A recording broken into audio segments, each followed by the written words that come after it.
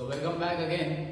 So super class हम लोगों ने कल डिस्कस किए थे, जिसमें सुपर क्लास स्पाइसेस, जिसमें फिन्स प्रेजेंट होती है, ये देखा था हम लोगों ने। दो सुपर क्लास थे हमारे पास, टेट्रापोडा एंड पाइसेस। तो पाइसेस ये सुपर क्लास है।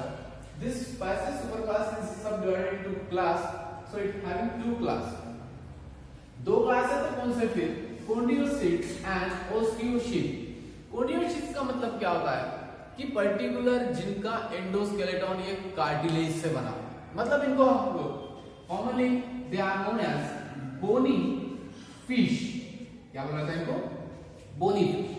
तो bony fish, sorry bony fish नहीं, कार्टिलेजिनस फिश। कार्टिलेजिनस फिश, इसका मतलब क्या होता है कि इनका एंडोस्केलेटन ये टोटली किस चीज से बना रहेगा? कार्टिलेज से। So these are not exclusively marine fishes.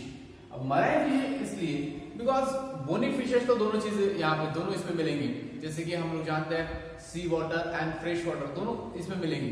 But in case of this chondrichthyes they are specially found in समुद्र। देन तो यहाँ पर एग्जांपल कौन से? Scoliodon, that is dog fish, pristis, sawfish, electric ray, common skate, hammer headed shark. ये सारी के सारी मछलियां समुद्र में पाई जाती है। और कुछ ऐसी है जो जिसको हम लोग डैम प्लेसेस, दलदल जिसको हम लोग बोलते हैं, जहां पर समुद्र और नदी मिलती है, जैसे कि हैमर हेडेड शार्क, ये वहां पे भी पाई जाती है। तो ये जो होती है इनमें एक खास चीज है सिर्फ, और वो कौन सी? तो इनमें जो एंडोस्केलेटन प्रेजेंट है वो बोन से नहीं तो किस चीज से बना है? कार्टिलेज से बना है। देन कार्टिलेज से बना है। So these are exclusively marine. ये भी मैं बता चुका हूं कि बहुत ज्यादा ये कहां पर मिलता है? समुद्र में मिलता है। देन एक्सोस्केलेटन, अरे अगर हम लोग बाहर की आउटर चीज देखते हैं तो एक्सोस्केलेटन ये होगी। जैसे हम लोग जानते हैं कोई भी फिश अगर हम लोग देखते हैं तो अपने को फिश में खास करके स्केल्स नजर आते हैं। So these are known as what? Scale. Scale यहां पर भी प्रेजेंट होता है, ऐसा नहीं कि इनमें स्केल नहीं होती। भले इनकी आउटर मोस्ट कवरिंग जो होती है, बाहर की स्किन एकदम स्मूथ सी नजर आती है, लेकिन ऐसा नहीं कि इनमें स्केल्स नहीं होते। स्केल्स प्रेजेंट होता है, बहुत ज्यादा स्मॉल स्केल्स होते हैं, बहुत ही स्मॉल स्केल होता है, जिनको हम लोग बोलते हैं प्लैकॉइड स्केल। क्या बोलता है इनको? प्लैकॉइड स्केल। सो टीथ कैसे इनके? टीथ आर मॉडिफाइड प्लैकॉइड स्केल्स, यानी जो इनके जॉज होते हैं और उनमें जो टीथ होते हैं वो भी स्केल का ही हिस्सा होता है, लेकिन ये किस तरह के होते हैं? टीथ में कन्वर्ट हुए। That means these are evolved scale. कुछ पर्टिकुलर फंक्शन परफॉर्म करने के लिए जब कोई स्केल ये बदल जाता है किसी और ऑर्गन में तो उसको मॉडिफाइड कहा जाता है। So this placoid scale, teeth are modified placoid scale in case of cartilaginous fish. Then there is a single dorsal fin. तो यहाँ पर एग्जांपल देख सकते हो आप कि सिंगल डॉर्सल फिन, एक सिंगल फिन होती है यहाँ पर ऊपर डॉर्सल फिन, जिसको हम लोग बोलते हैं डॉर्सल पोर्शन हो गया। दिस इज वेंट्रल, और वेंट्रल में यहाँ पर पेयर्स ऑफ रहेंगी फिन्स, ठीक है। देन कॉर्डल फिन, ये इक्वली फोर्क नहीं होती, जैसे कि हम लोग देखने वाले हैं यहाँ पर ये कॉर्डल फिन ऐसी रहेगी इसके। तो ये जो स्ट्रक्चर है इसको हम लोग बोलते हैं डॉर्सल फिन। इसको क्या बोला?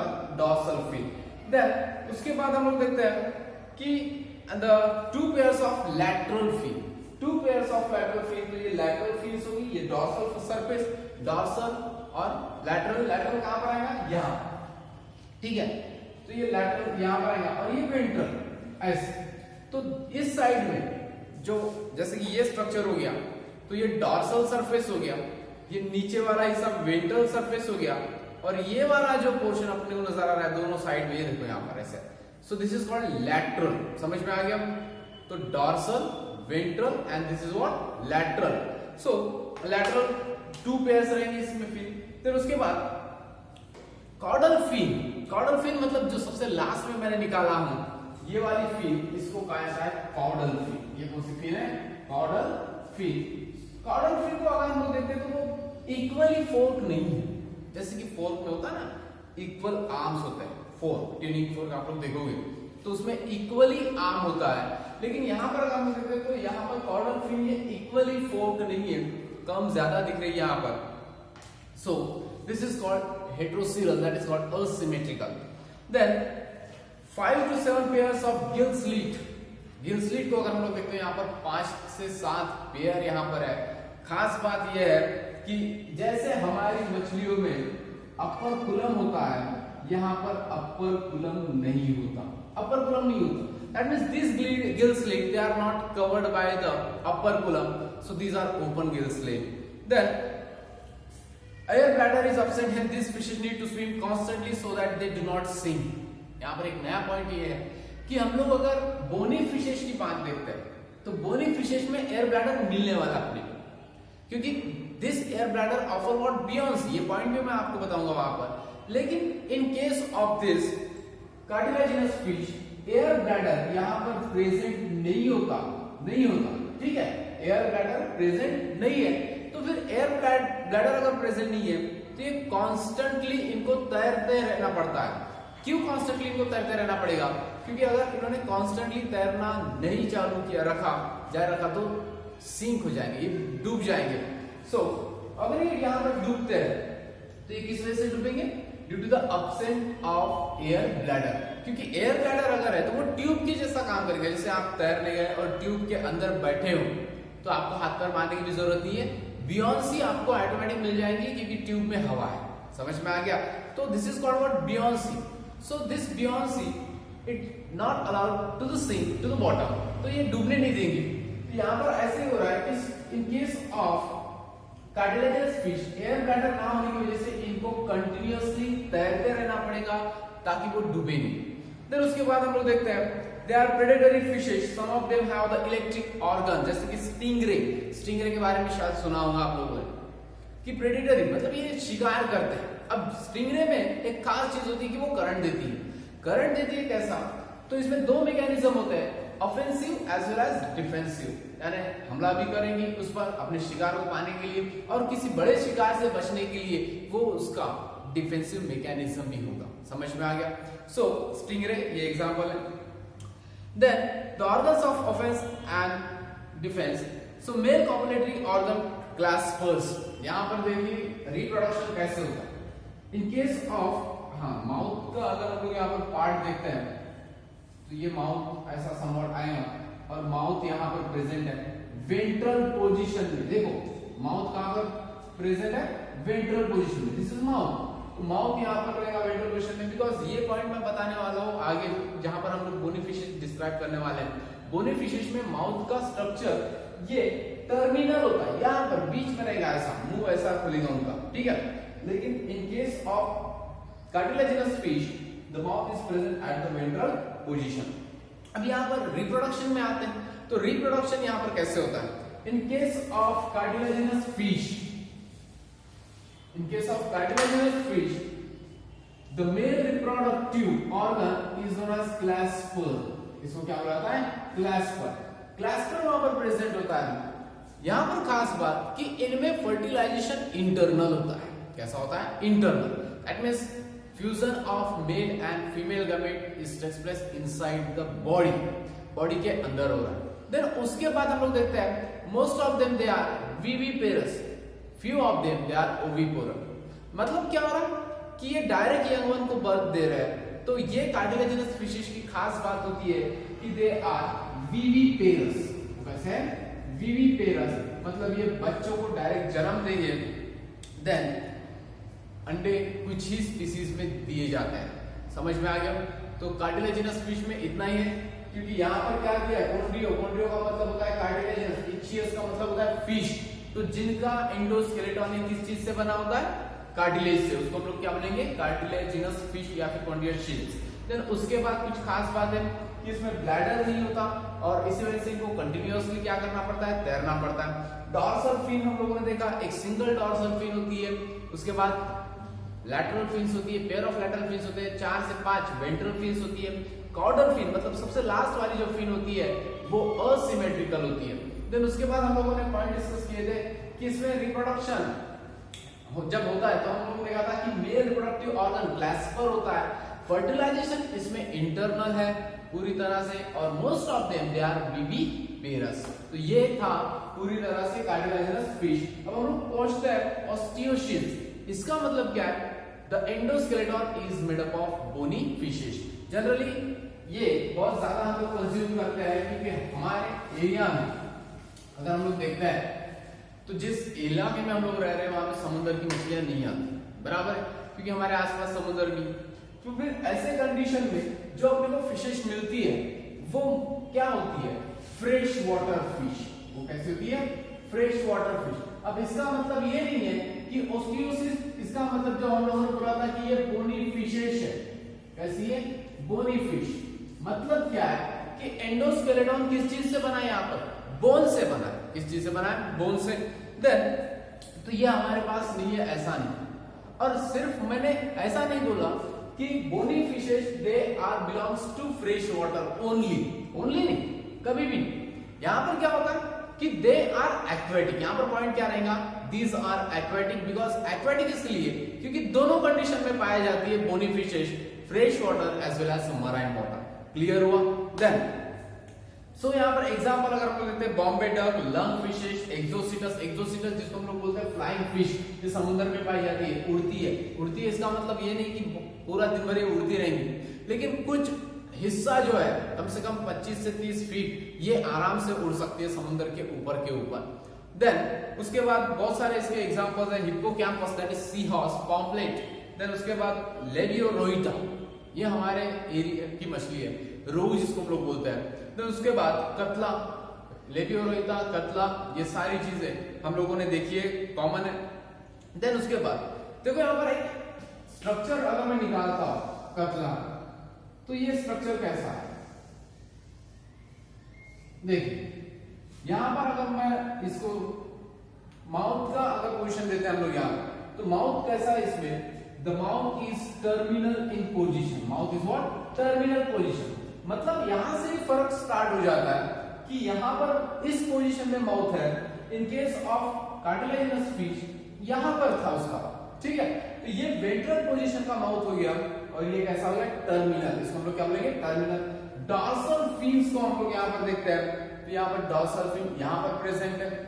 देन उसके बाद वेंट्रल फिन, वेंट्रल फिन्स यहां पर प्रेजेंट होती है।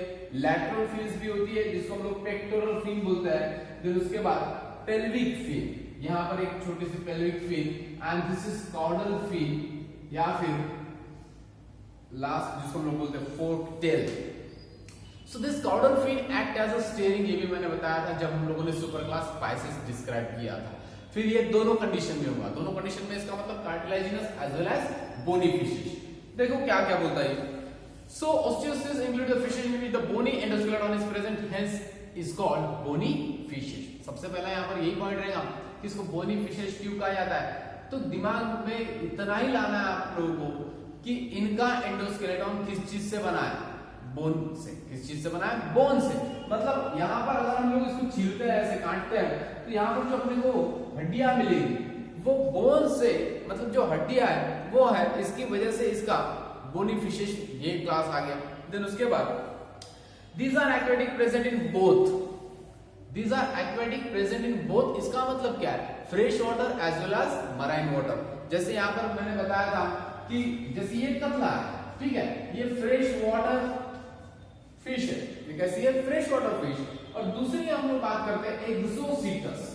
तो एक्सोसिटस ये फ्लाइंग फिश, इसका दूसरा नाम क्या है? Flying fish. तो ये जो फ्लाइंग फिश है ये समुद्र में पाई जाती है। पॉम्पलेट हो गया, बॉम्बे डक हो गई।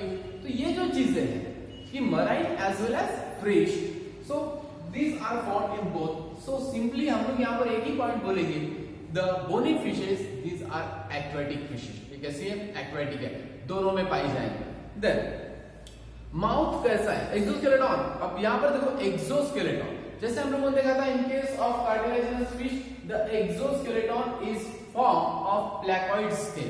प्लैकॉइड स्केल इसका मतलब क्या? 3 टाइप के सेल्स होते हैं। 3 टाइप के सेल्स में प्लैकॉइड ये सबसे स्मॉल स्केल होती है, सबसे स्मॉल, इतनी कि वो अपने को दिखेगी भी नहीं, इतनी छोटी होती है, बस होती है। लेकिन अगर हम लोग इन कतला पे देखते हैं तो अपने को यहाँ पर क्लियर नजर आता है, इस प्रकार से ये क्लियर नजर आता है। तो इसको हम लोग क्या बोलेंगे? These are not placoid scale. These are not placoid scale.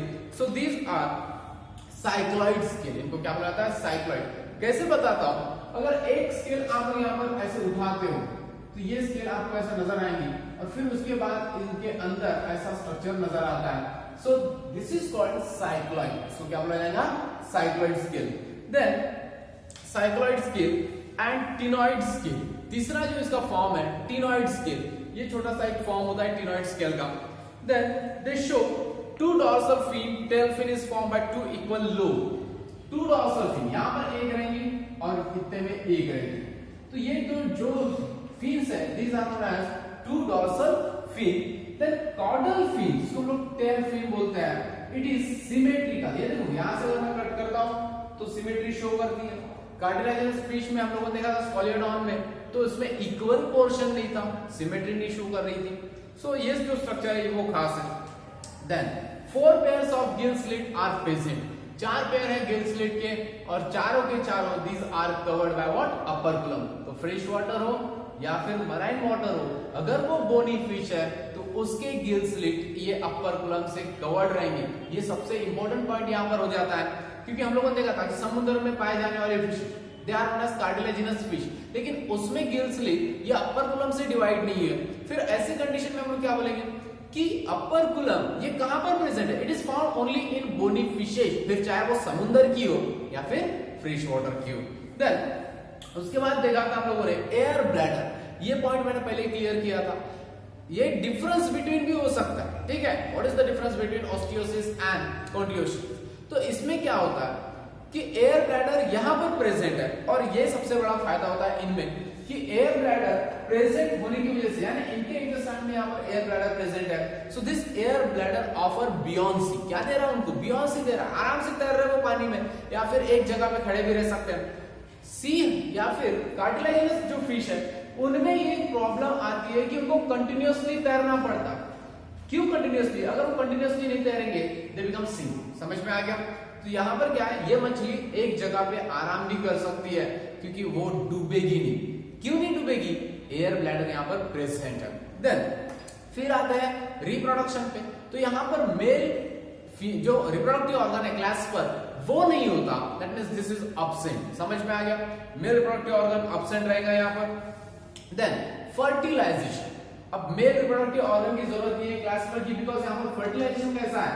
External. External का मतलब क्या है कि फीमेल अपने एग्स छोड़ देगी पानी में, कहीं जाके वो चिपक जाएंगे। फिर उसके बाद मेल स्पर्म रिलीज करेगा उसी वक्त, और केमिकल अट्रैक्शन की वजह से मेल और फीमेल के जो गमेट्स है that means eggs and sperm they fuse outside the body. तो वो पानी में कई मछलियों के बॉडी के बाहर उनका फ्यूजन होगा। So this kind of fusion is known as external fertilisation.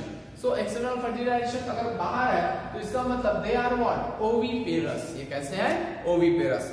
Then so this is all about the super class which divided into 2 class, condylarthrians and osteichthyes, मतलब cartilaginous fish and bony fishes। ठीक है? उसके बाद हम लोग दूसरा super class देखेंगे that is called Tetrapoda, जिसमें 4 लिम्स प्रेजेंट होते हैं ऐसे जानवर। तो ये भी सुपर क्लास है जो अगेन 4 बड़े क्लासेस में डिवाइड है। तो उसमें आता है एम्फीबियंस, रेप्टाइल्स, मैमल्स। तो ये जो चीजें हैं इसको हम लोग बोलते हैं सुपर क्लास टेट्रापोडा। ठीक है? बाकी का हम लोग बाद में